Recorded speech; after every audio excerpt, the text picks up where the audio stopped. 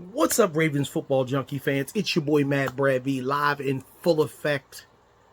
The trade deadline is over, and I got something to say because I'm not happy. All this and more in this episode of the Ravens Football Junkies Podcast.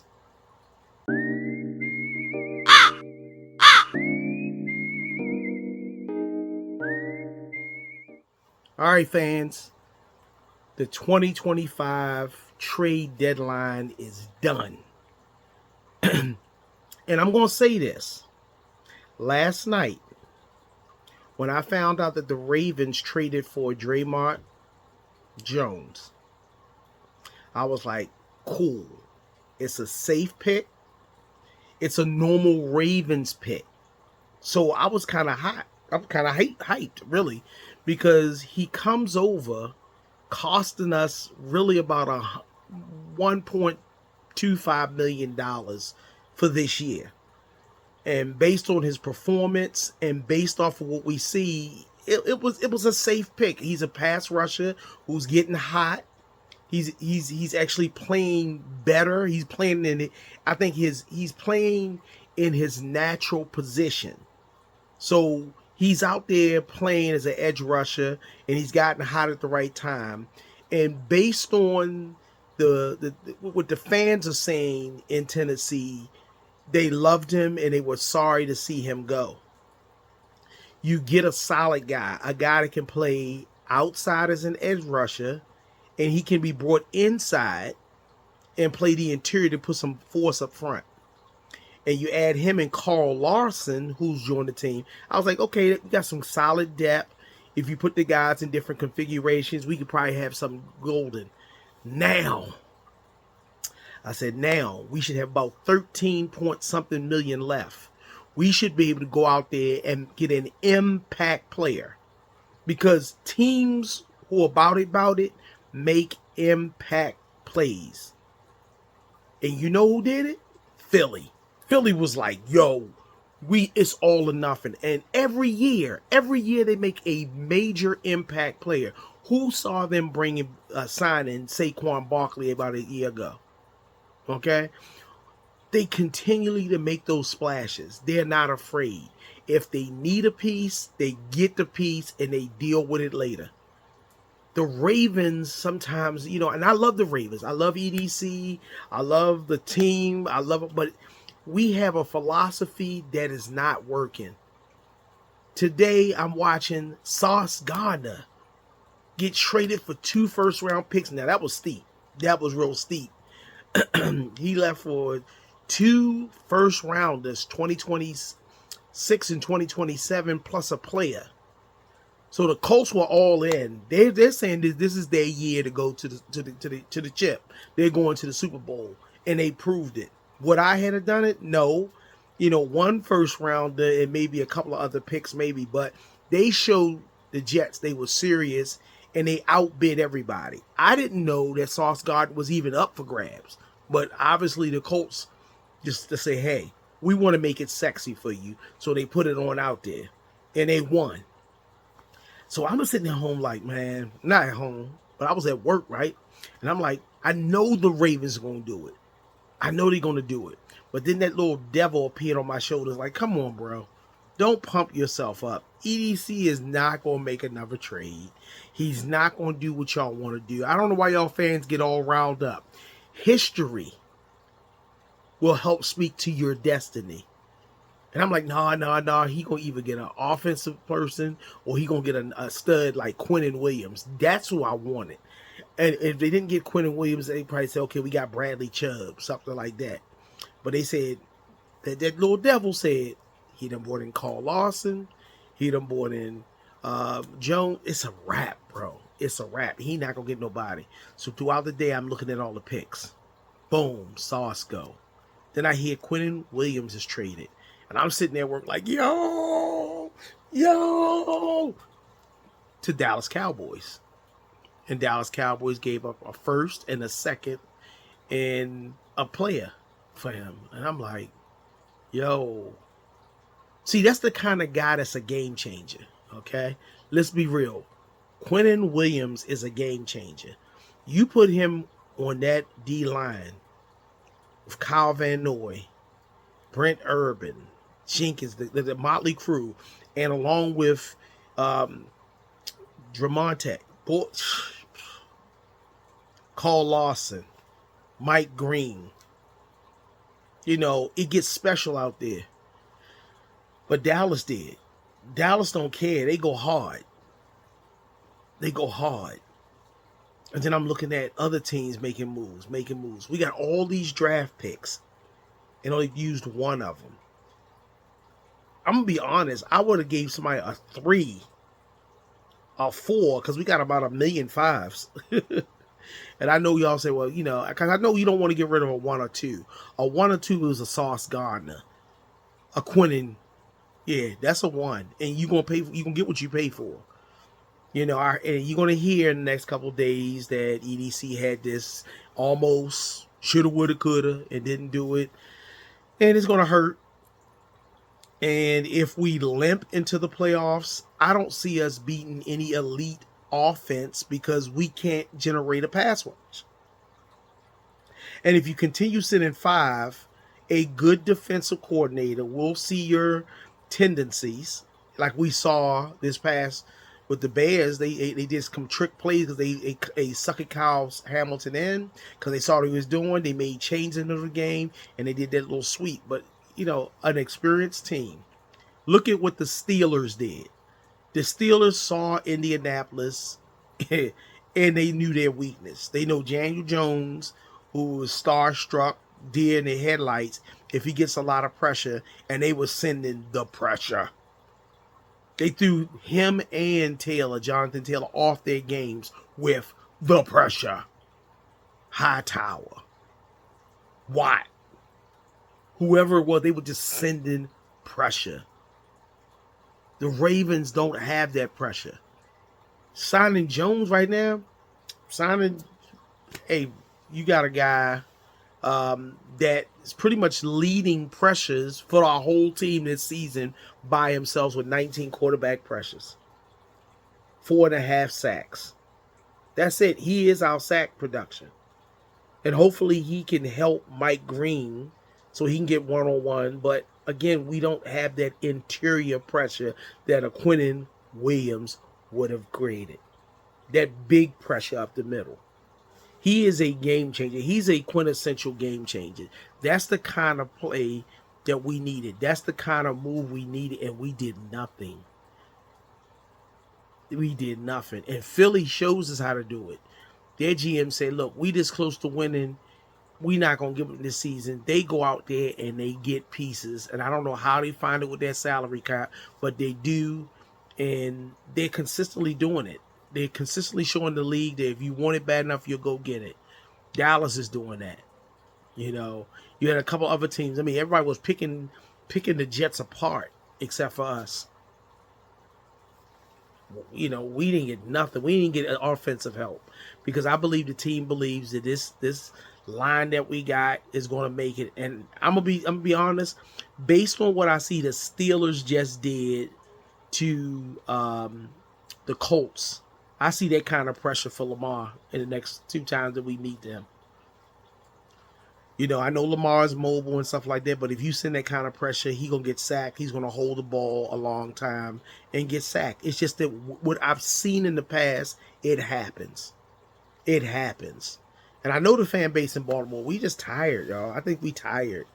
We get, if it ain't a Ravens game that's an emotional roller coaster, it's this, hoping. I think we just hoping and wishing and praying that the brass will understand and go all in. But we just, let's keep our nuts inside the tree.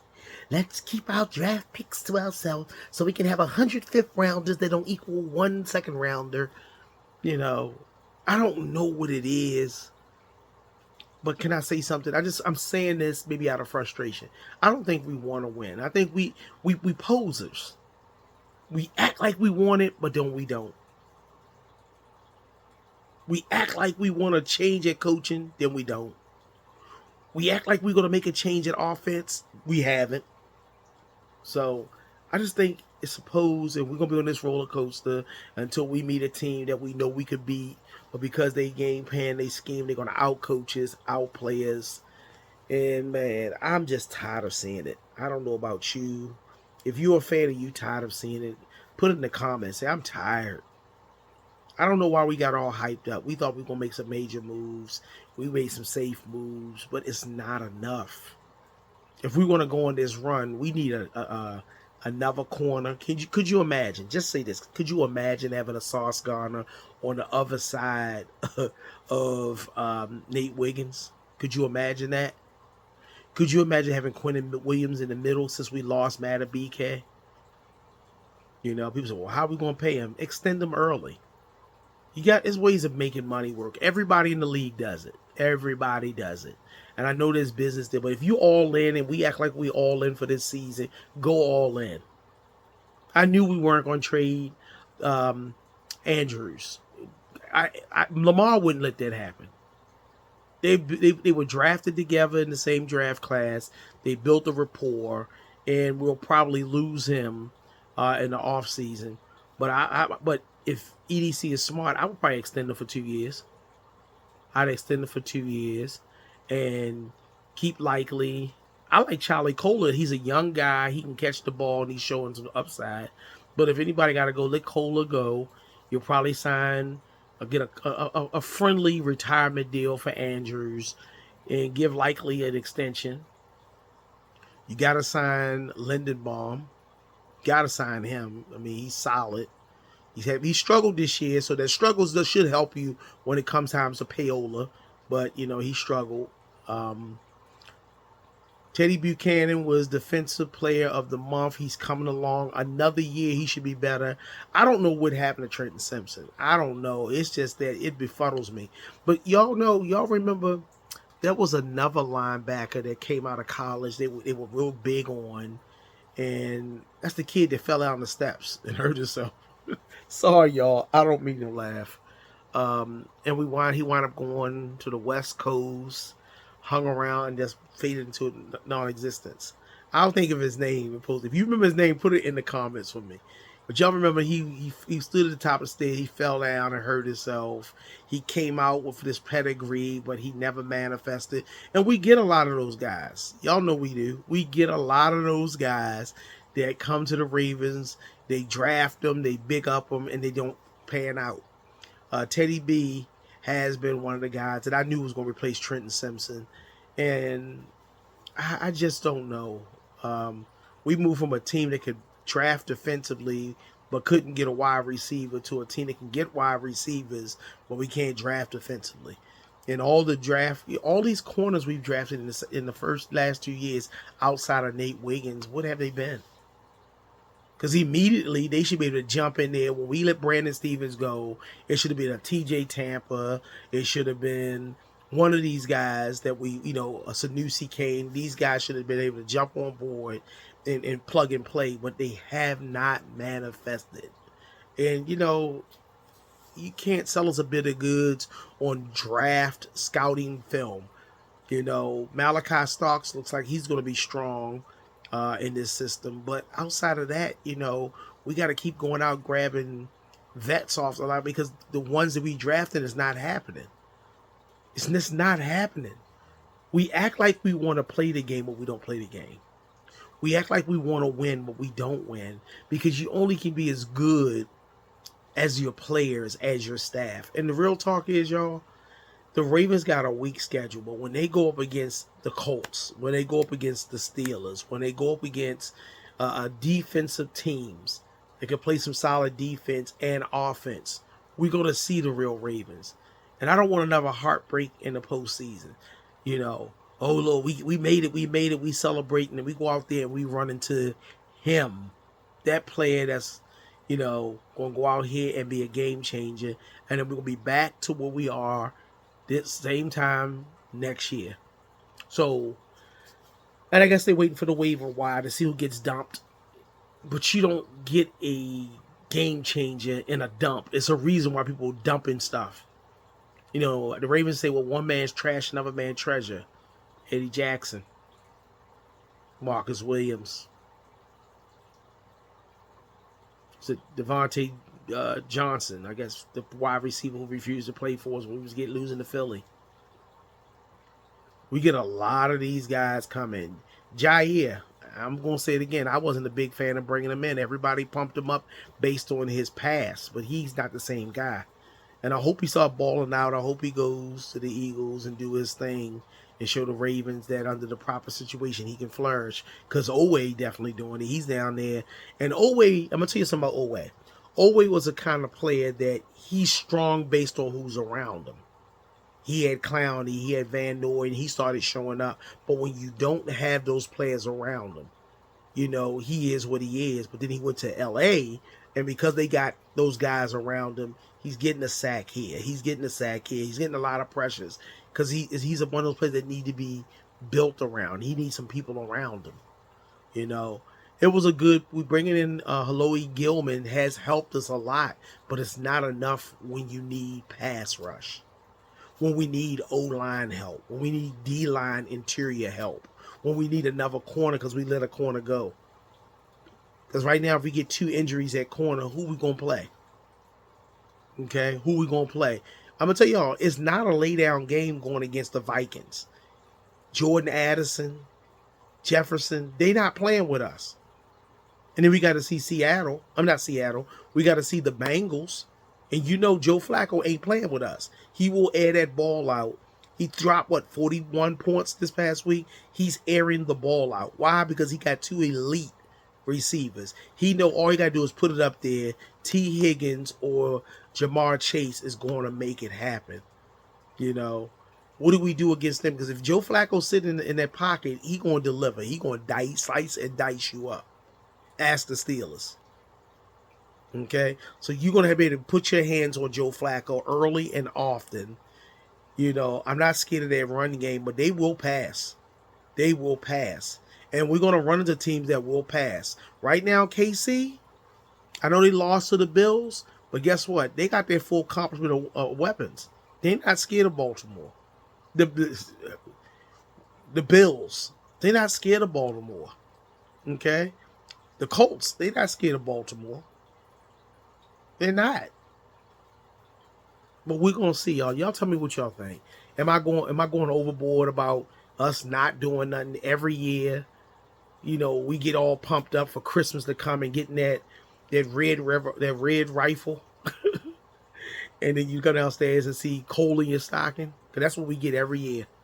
Tell me what you think, y'all. And if you haven't already done it, help us get to 500 subscribers by hitting that subscribe button. Hitting that like button and sharing this video. I just want to talk to real fans who want to see real stuff happen. And we're tired of the letdown. We're tired of going to the prom with the girl who's supposed to put out and she don't. She don't. Every year. And then we're going to get a video coming up in the next few days. The shoulda, woulda, coulda videos. We were this close to signing Omega Supreme. We were this close to signing Dragon Ball Z Goku Black. But nobody wants to hear that. Nobody want to hear we was that close. We want to know, yes, we did it. And we're tired. We're tired, y'all. We're tired. All right. Till next time, peace and blessings.